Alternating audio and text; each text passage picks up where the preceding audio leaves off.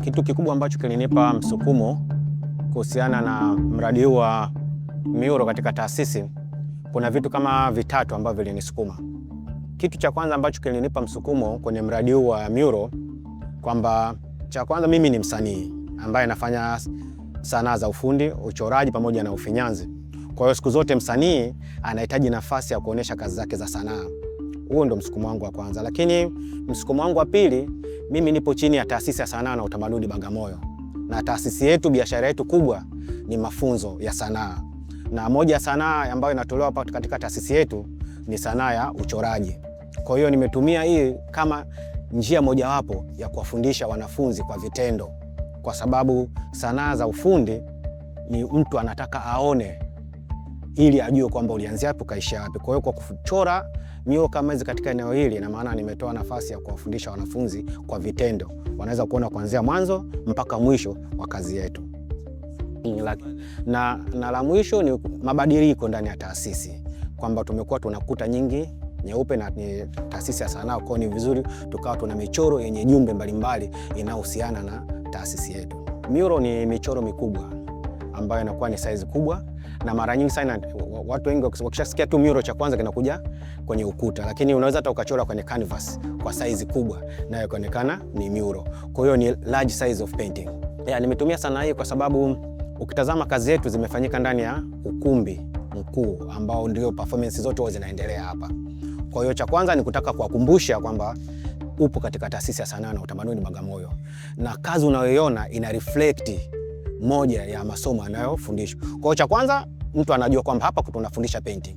Lakini cha pili, ile theme iliyokupo pale inaonyesha kwamba kuna kazi nyingine inaendelea ndani ya humu. Kwa hiyo ile ni theme ambayo inaonyesha traditional dance, ambayo ni moja ya somo ambalo linafundishwa katika taasisi hii na huwa inatumika katika ukumbi huu.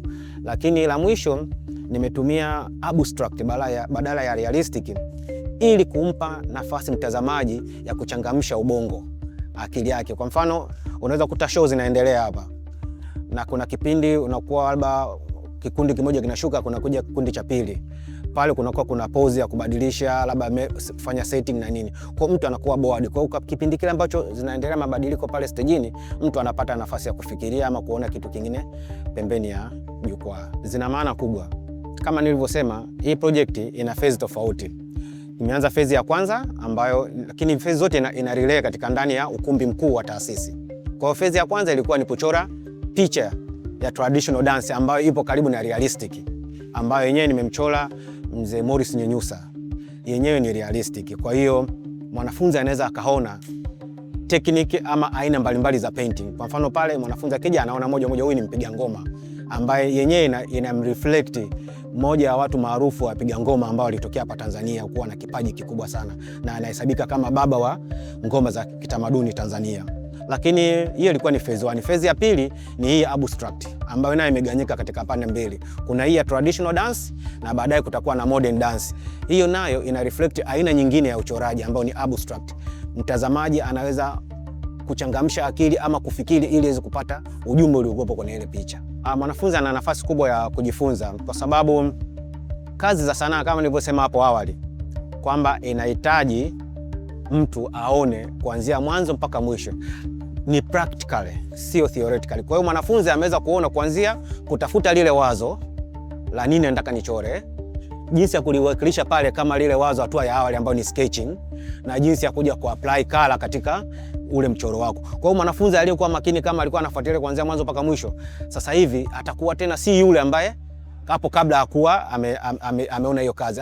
Ambaye hajaona hiyo kazi akikuta imekaa pale atakuwa na maswali mengi tofauti na yule ambaye ameona kuanzia hatua ya kwanza mpaka hatua ya mwisho kazi imekamilika. Kwa vijana ambao wanapenda kuja kuwa wasanii wa fani za uchoraji, hawana haja kuwa na hofu, kwa sababu tunasema binadamu ameumbwa kwamba mwili wake na maamuzi yake ni yeye mwenyewe. Unavyotaka kuwa unaweza kuwa hivyo, lakini cha msingi ni kufuata misingi ya kile kitu unachotaka kujifunza. Kwa mfano kama unataka kujifunza kazi za sanaa za ufundi, ni vizuri ukawa karibu na watu ambao wanafanya hizo kazi kwa kuwauliza maswali ama kwa kuona kama hivi na nilivyokuwa nafanya kazi zangu. Lakini pia taasisi yetu hapa inatoa mafunzo. Kwa hiyo kwa yeye ambaye yuko mbali anaweza kuja kuulizia utaratibu wa kujiunga, ataeleza kuanzia mwanzo mpaka mwisho jinsi ya kuweza kufanikiwa kuwa msanii wa kuchora. Haijalishi una kipaji ama hauna kipaji, kwa sababu kuna kanuni na misingi ambayo utaongozwa, itakusaidia wewe kuweza kufikia ndoto zako ama matamanio yako ya kuja kuwa mchoraji.